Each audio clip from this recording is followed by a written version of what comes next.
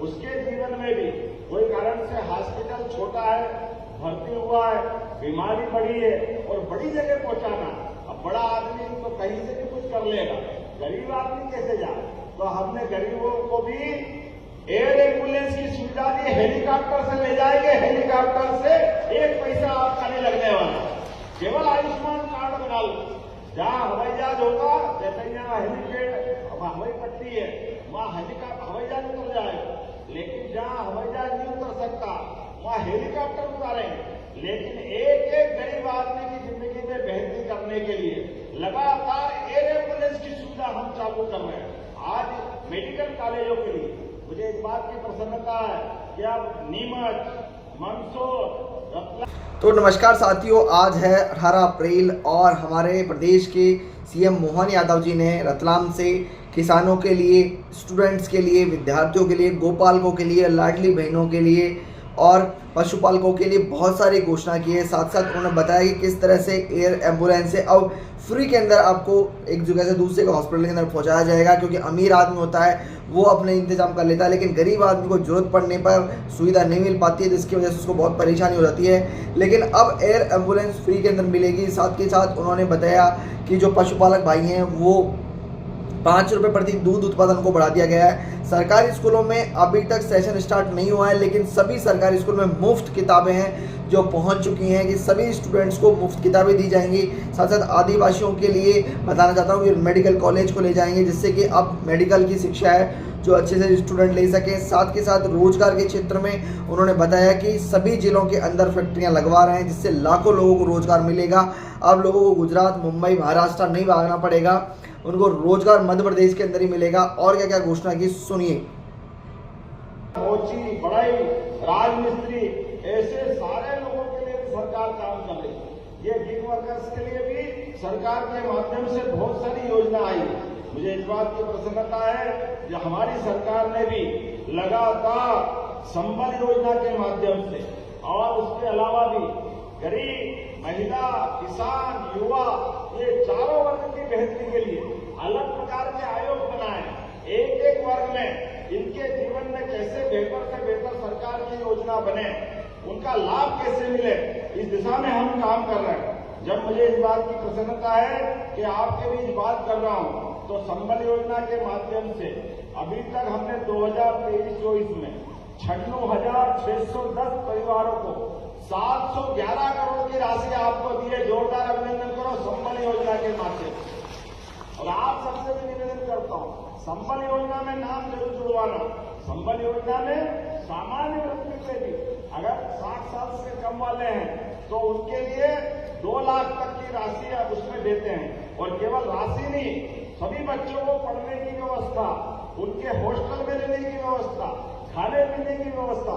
और अभी तो आप सब गौर करना, यशस्वी प्रधानमंत्री के नेतृत्व में फिर सर्वे चल रहा है। आप सबके मकान भी पक्के बनाने के लिए दोबारा सर्वे चल रहा। जोरदार अभिनंदन करो। अपना अपना मकान अपने पंचायत सचिव के माध्यम से जुड़वा लेना। जिनका मकान पक्का हो गया ये उनको तो लाभ मिलेगा ही मिलेगा, लेकिन जो बचे उनको भी लाभ देंगे। आज जब मैं आपसे बात कर रहा हूं तो यहाँ संबल योजना के माध्यम से 4,92,000 लोगों का पंजीयन हुआ है अकेले इस जिले के अंदर। अब 4,92,000 कम नहीं होते रतलाम जिले के अंदर, ये बहुत बड़ा आंकड़ा है। लेकिन ऐसे हर जिले के अंदर जहां भी आता है हम सब उनको देने को तैयार है। आज के इस अवसर पर जब मैं अपने बच्चों की बात करता हूं तो आपके सरकारी स्कूल में पढ़ने वाले बच्चे जो पढ़ के आगे बढ़ेंगे उनको समय पे साइकिल, पहले साइकिल देने में लंबा लंबा टाइम लगता था।